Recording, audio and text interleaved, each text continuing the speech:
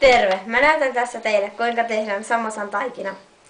Okei, tässä on vehnäjauhoja, suolaa, vettä, kuminaa ja öljyä. Okei.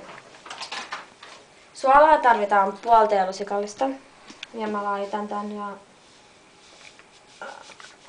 Tässä on suunnilleen puoli. Okei, ei enää tarvitse suolaa.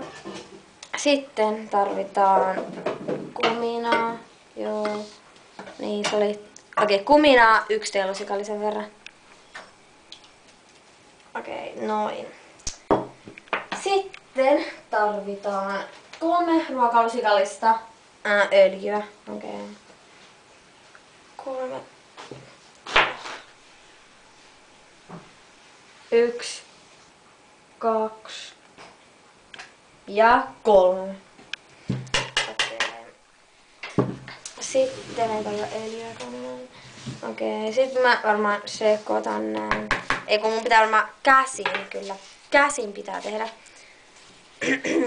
Vettä tarvittiin noin desilitra, jotenka tässä on. Mä kaadan vähän. Ja okei. Näin.